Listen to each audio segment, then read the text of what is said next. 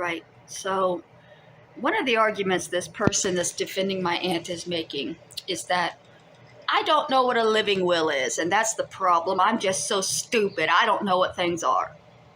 You're right, I don't. But I will bet you my grandmother also did not know what a living will was. And I will also bet you that that living will happened while she was in the hospital as a way of getting rid of the real will, which my aunt did not want to read. They were aware that the living will could just be thrown away as trash after the person dies. My grandmother, like me, probably only understood the word will.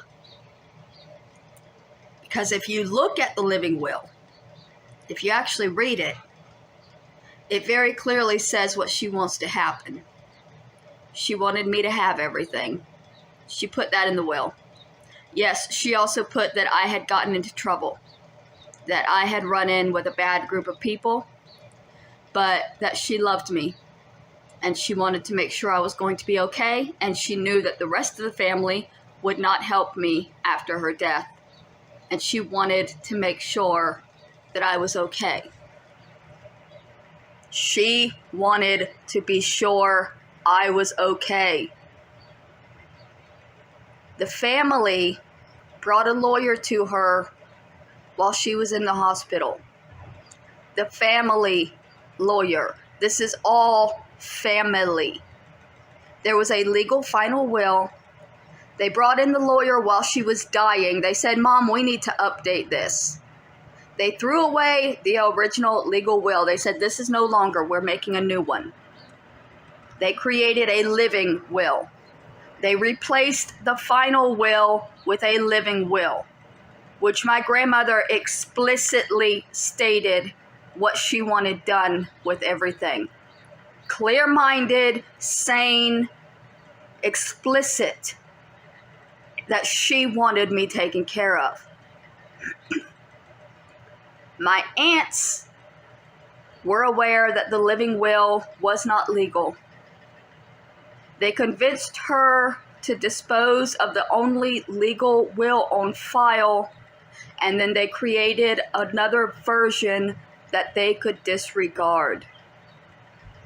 I can almost guarantee you my grandmother did not understand what they were doing,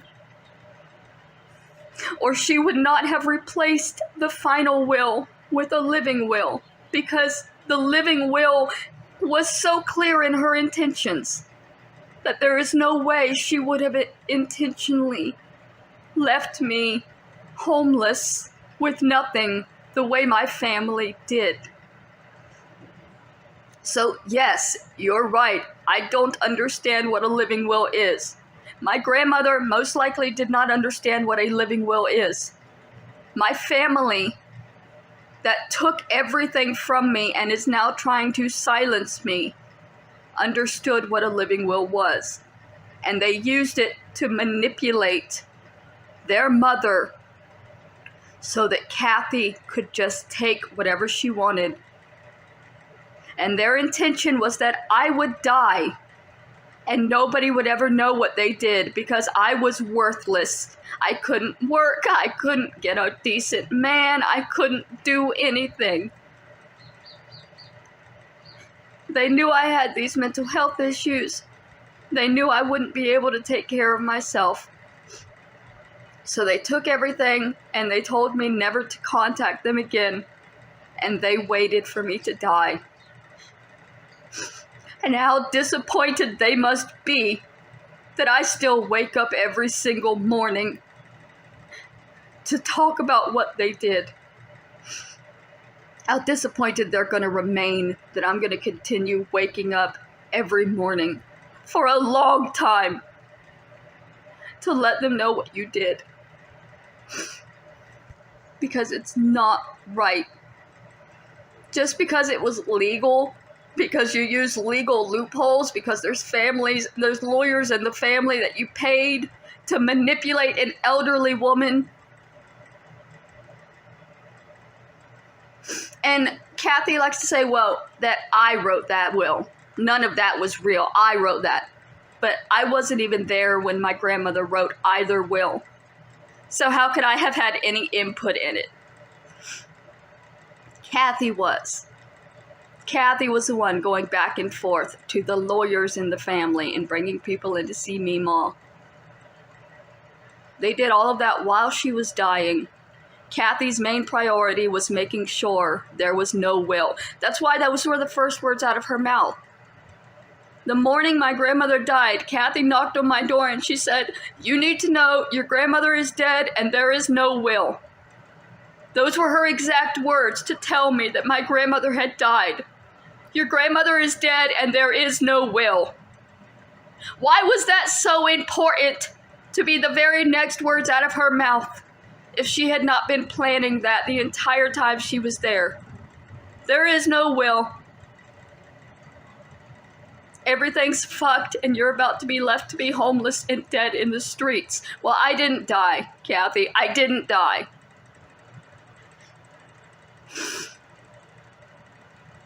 And you're not dead yet either. So you still get to face the repercussions of what you did. Or your children will get to face the repercussions of what you did. Or somebody in your family will have to face the repercussions of what you did for your drug addiction. Because I'm not going away. I'm not just going to lay down and die and let you win again. You already took everything. And now you want to take the story too. You want to take the truth. You want to attack my brother.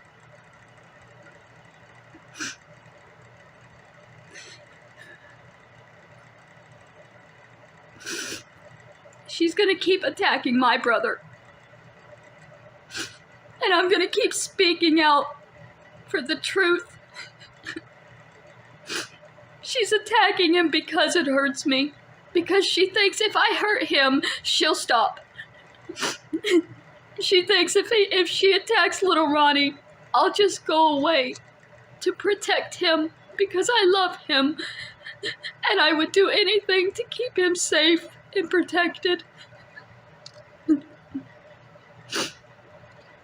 But if I just go away, I'm not doing anything to protect him.